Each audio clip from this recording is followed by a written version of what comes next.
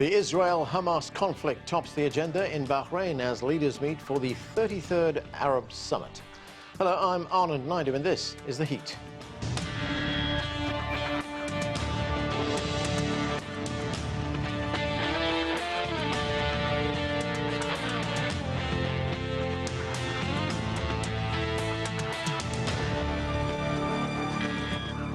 Arab leaders representing 22 countries traveled to Bahrain's capital of Manama on Thursday to discuss the Gaza crisis, renew calls for a ceasefire and push for a Palestinian state. The meeting is taking place as Israel intensifies its military operation against Palestinians in eastern Rafah.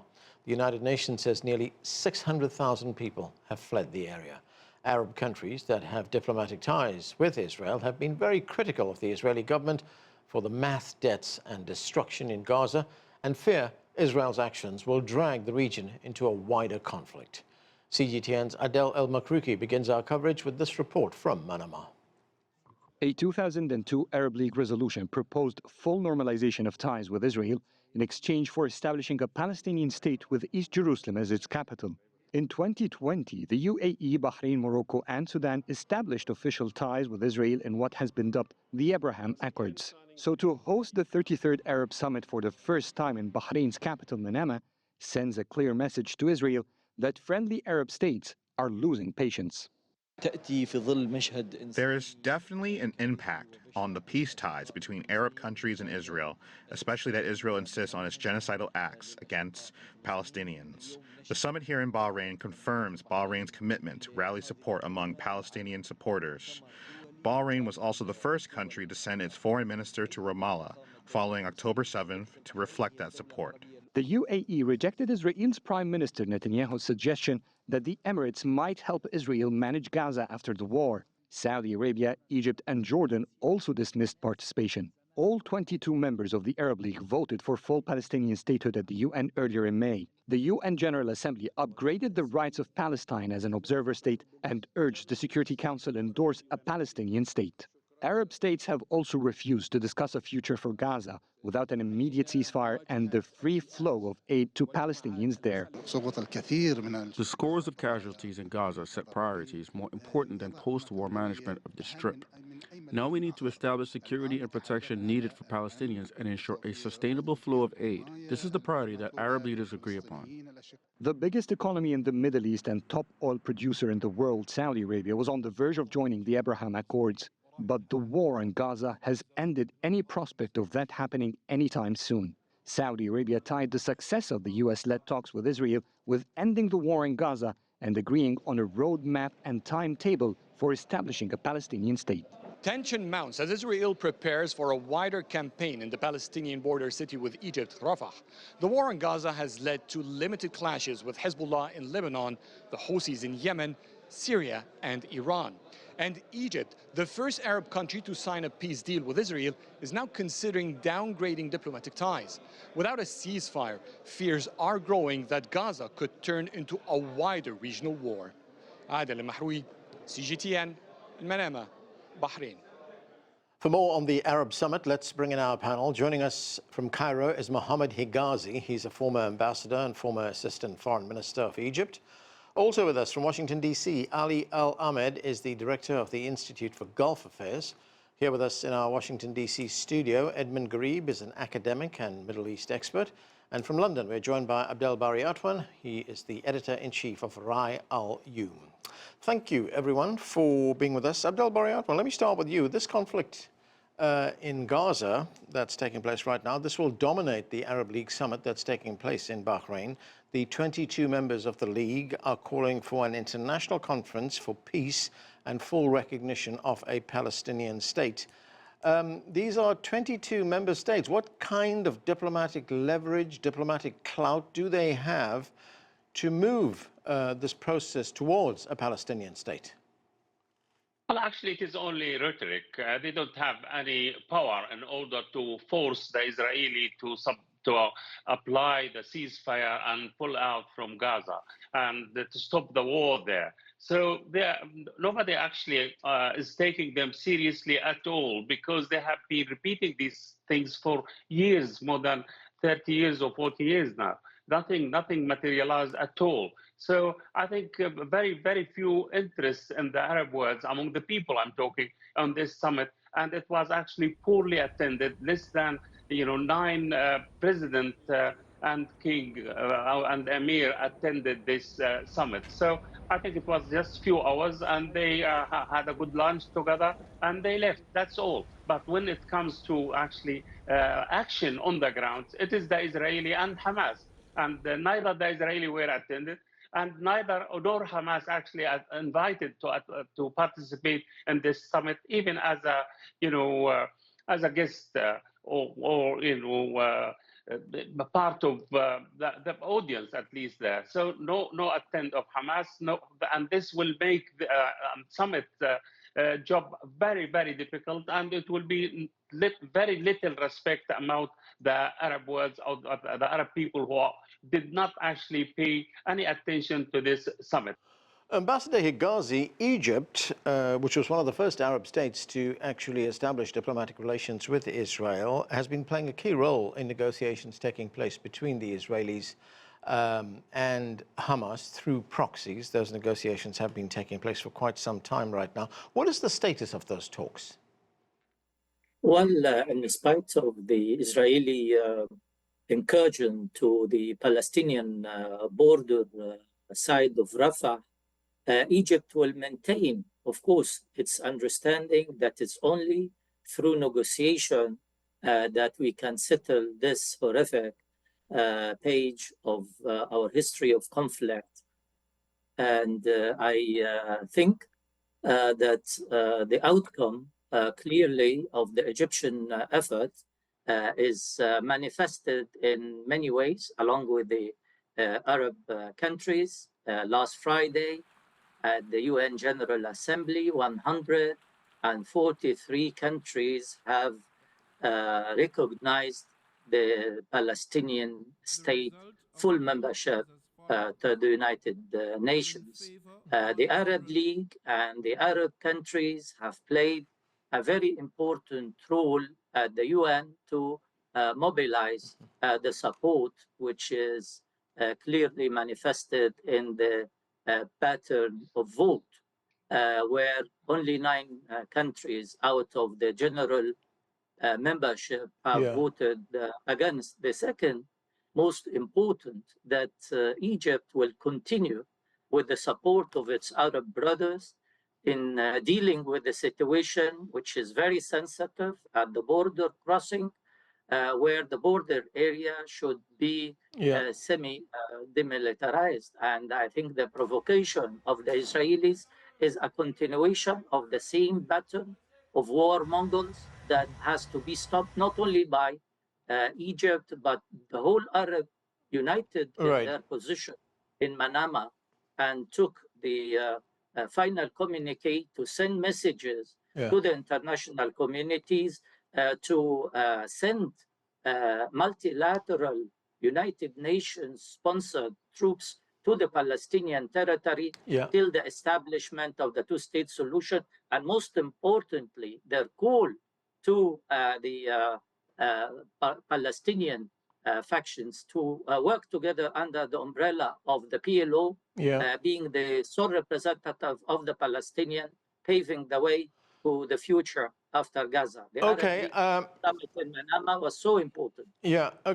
Ali Al-Ahmed, Saudi Arabia's Prince Mohammed bin Salman, he is at the talks. Now, it would seem that one of the key goals, as far as the United States is concerned, is to get Saudi Arabia to establish diplomatic relations with Israel in exchange for a peace agreement and talks that they hope will lead to Palestinian statehood. What is the Saudi position? Saudi Arabia will not give Biden that ties with Israel because they don't favor Biden. They are looking for the Trump to return, so they are not going to do that. Number two is MBS, and rightfully he is asking for an exchange. If I establish ties, public ties with Israel, I want something.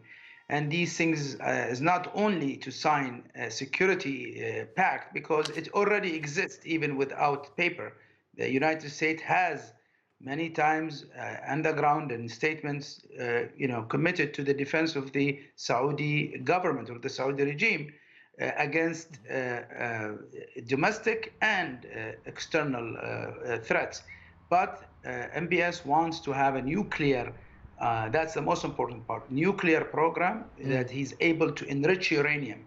And the Americans are saying, we will sell you the uranium enriched and you use it just to produce power. Okay. And also, so that is the key demand that Saudi Arabia wants. They want to be at equal footing with Israel and Iran when it comes to uranium enrichment. And I don't think that will happen. And the Biden administration is, is basically subject to Israel. So they're not going to do that. Okay, Edmund, great to have you with us in the studio. I've got a couple of questions. First, let me start very briefly. If you could tell me your view on this summit that's taking place right now, 22 Arab nations meeting. They want to speak with one voice. There is a joint statement, which is called the Bahrain Declaration, but will it carry any weight? Well, that's a very good question, actually. I think a united effort is being made by the Arab countries. This, at least the statements, what I've seen of them so far, are much better than the ones that at the conference that was held at the beginning of the conflict. So that means that what has been happening on the ground is putting a lot of pressure on Arab governments to adopt a more unified position, a more coherent and a clearer stand on what's going. For example, they said you cannot have peace and occupation at the same time. Now, that is, I think, a very important statement. The question is, will it be implemented? How much can they do to help implement this kind of a statement? They said that, of course, there will not be any recognition of Israel unless there is a Palestinian state in accordance with the international resolutions going back to 1967. If that's, again, that's a very important stand, a very important stance that they have taken. But we have to see how much influence, how much impact will it have. They are calling, again, Algerians and others have called for the Security Council to discuss, again, the issue of the recognition, full recognition of the Palestinian state. Right. And so all of these things, I think the question is, are we going to see truly a unified stance by the Arab countries? Because if they do have a unified stance, yes, in the past they have not, the League has not been very effective, but doesn't it depend on what Washington decides? I mean, the United States, we have seen, is reluctant to apply any kind of real pressure on Israel right now to stop the onslaught in the first place and then lead to some kind of talks with the Palestinians in the second. I mean, President Biden has paused a weapons shipment to the Israelis, but his weapons policy to Israelis appears to be a little bit confusing, because on the one hand, he's stopped these heavy bombs going in, but on the other hand, he's going to allow $1 billion worth of other weapons that will get through to Israel. But I mean, would it be fair to say that any peace deal that we're talking about has to go through Washington? Oh, there's no doubt. I mean, the only country that can have impact, influence on Israel, change Israel's policies is the United States. The United States gives Israel, supplies it with something like 69% of its weapons. Germany, somewhere around 28%. So the United States has a lot of clout. When we've seen this in the past, it's not the first time. If we go back to history, President Eisenhower, when the Israeli lobby tried to pressure him and the Israeli leadership against Israeli withdrawal, when he was asking for Israeli withdrawal from Sinai, he warned them that there would be no more aid and that all assistance would be stopped, and they changed their position very quickly. The same thing happened with Reagan. Reagan, during the Beirut invasion, Begin refused his request to stop indiscriminate shelling and bombing in Beirut and in Lebanon. So he refused that, but he was warned that aid would be stopped. Within 20 minutes, the Israeli Prime Minister But Begin called back. Yeah, but that's changed, hasn't it? Because Congress passed a law in 2008 which actually, to a certain extent, precludes United States leaders from stopping weapons supplies to Israel if it undermines, and that law says this, Israel's qualitative military edge. Here you see a contradiction, and you referred earlier to a confused policy. Yeah. I think that there's no doubt that there's a lot of confusion. Earlier, the U.S. administration, this government, took a very strong and unusual position in supporting Israel. They sent aircraft carriers, they sent airplanes to help Israel, they sent intelligence, et cetera, information. Yeah. But then we began to see that there is a reaction. As we saw what the Israelis were doing to Gaza, the destruction, the forced expulsion of population, the effort to even expel the people of Gaza to Sinai, we began to see a shift in public opinion. We saw a shift within the Democratic Party, and that is beginning to put pressure on President Biden. Yeah. That's why we began to see a new language, a new kind of new statements we're beginning. So, but the administration is still supporting Israel, and they are not willing to impose the kind of restrictions, the kind of pressure to stop this genocide, because they support the Israeli position on, first of all, the destruction of Hamas. This is one thing. And the second thing that they say Israel has the right to defend itself. So these are, in many ways, they do not reflect a real change in U.S. policy. Right.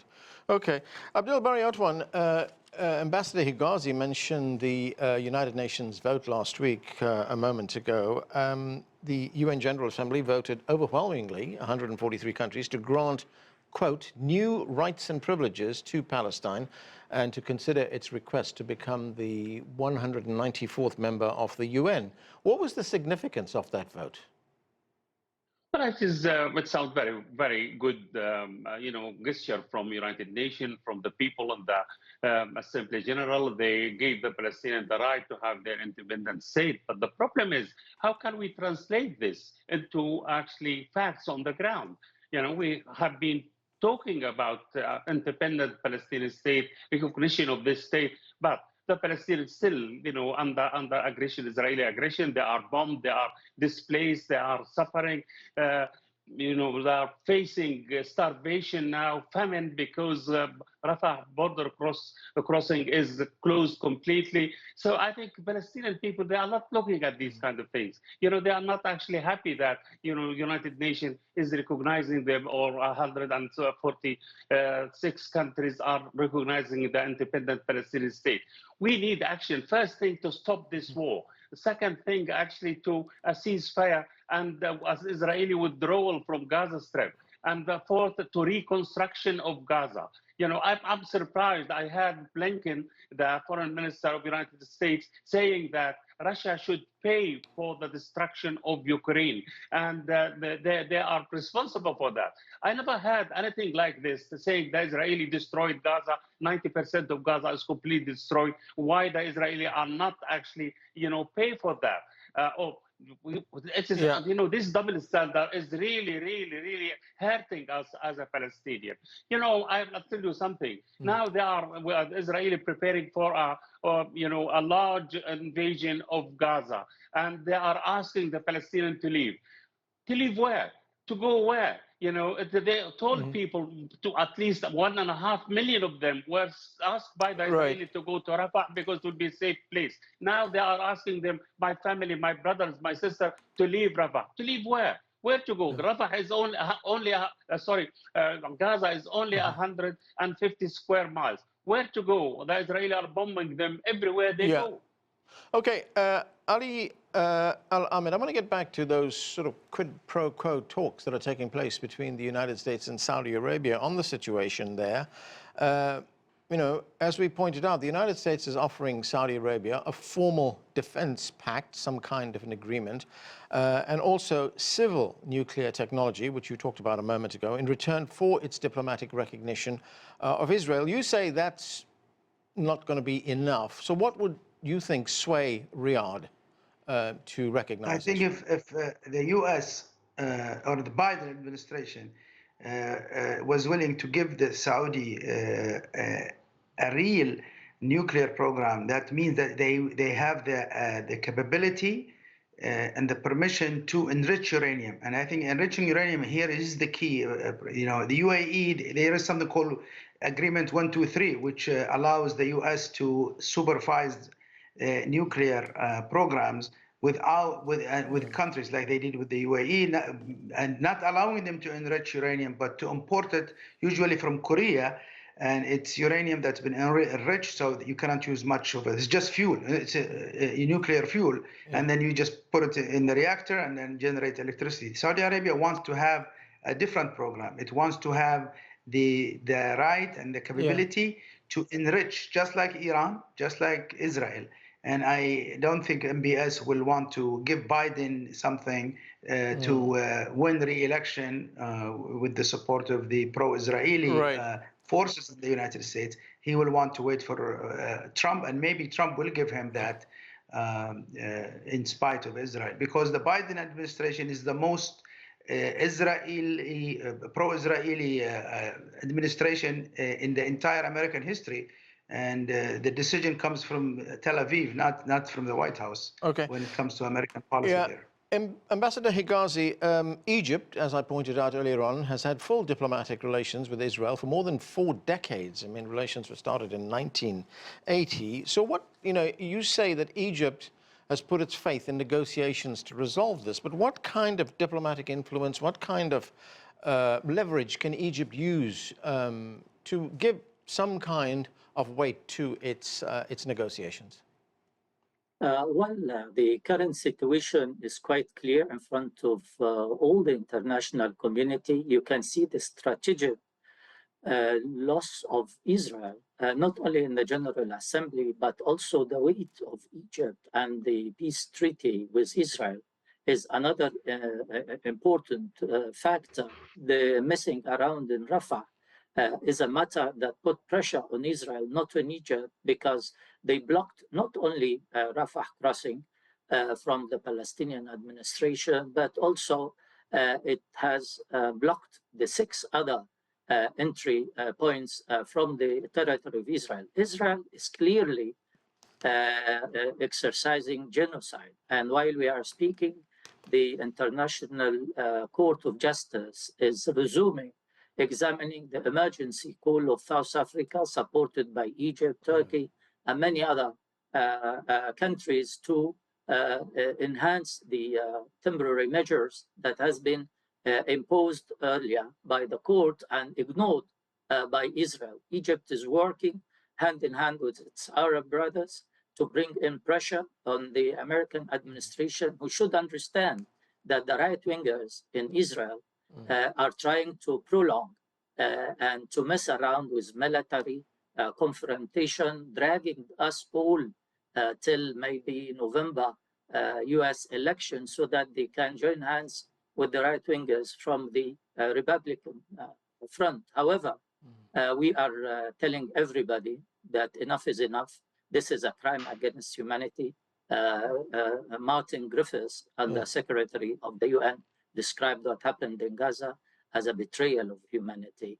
And the report of the situation in Gaza described anatomy of genocide. And I think Israel being called for such a crime is a horrific pressure and a strategic loss. Don't forget also the rupture that is happening between them with the Biden administration, as well as the popular move in all the universities in the United States and in Europe.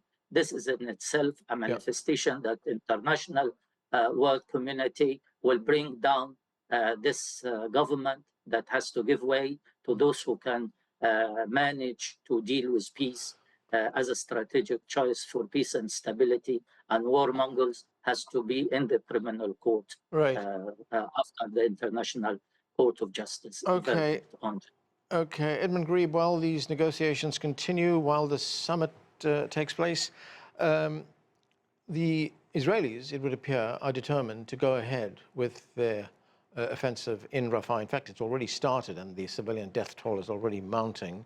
There have been warnings from dozens of countries around the world, including the United States, asking the Israelis not to go ahead with this. But this is what the Israeli leader had to say. Let's watch. Until it is clear that Hamas does not control Gaza militarily, no party will be willing to take over the civilian management of Gaza for fear of its safety. Therefore, the talk about the day after, when Hamas remains intact, will remain just talk, empty of content. Contrary to what is claimed, for months we have been engaged in various attempts to bring a solution to this complex problem. Question is, Edmund, can Hamas be completely eliminated? That's a very good question. We just heard a couple of days ago from the Deputy Secretary of State saying that he doesn't think Hamas could be destroyed. Yeah. He warned against this, and he said that you cannot destroy Hamas, and he doesn't think that what the Israelis are doing is destroying Hamas. Other diplomats have apparently sent messages to the Secretary of State, and some of them have sent a memo to the White House saying that what's happening in Gaza, and unless the U.S. takes a stand and uses its influence, the U.S. is becoming isolated in the world on the international scene. We're seeing more and more countries, including friends, close friends of the United States, close allies, who are saying no. When the U.S. tried to get weapons from certain countries to send them to the Ukraine and some to Israel, some of these countries said no. So basically, I think that the administration is coming more and more under pressure. We're seeing the change also in not only the students. I think that is a very important development, the protests all over the country. But we've also seen change in public opinion. So far, there's no impact on the policies of the administration, but I think the administration is beginning to pay some attention to them. 56% of the Democrats, 36% of the Republicans, 23% of the, 36% of the independents and 23% of the Republicans said we must have immediate and permanent, unconditional ceasefire. This was the latest poll that was taken. This is a trouble is, Edmund, that both major parties in the United States have pretty much the same policy when it comes to Israel, doesn't it? Absolutely. There's no alternative. Absolutely. This is the problem. You have the neoliberals and the neoconservatives who dominate the administration and many different, as well as other areas in the government, and especially in Congress, you see the same. There's one policy when it comes to Israel. There's no other country that has received the aid that Israel has received. Israel, between 1948 and 2022, received $318 billion from the United States. This is not counting the amount of money they've received now. They've received military aid, they've received protection at the UN and other places. But I think now things are changing, and I think that what the Prime Minister of Israel is trying to buy time. He's facing a lot of problems internally and externally. One of the last point that I would like to mention on this is in the U.S., we're beginning to see Jewish Americans who are very critical of the Israeli policies. Nadler, Congressman Nadler, a leading congressman, said that about Netanyahu, he said, this is the worst prime minister Israel has seen. This is a significant change. We are going to have to leave it there. I'd love to talk more, but we've run out of time. Thank you to all of you for being with us on the show. That's it for this edition of The Heat. I'm Anand Naidu in Washington, D.C.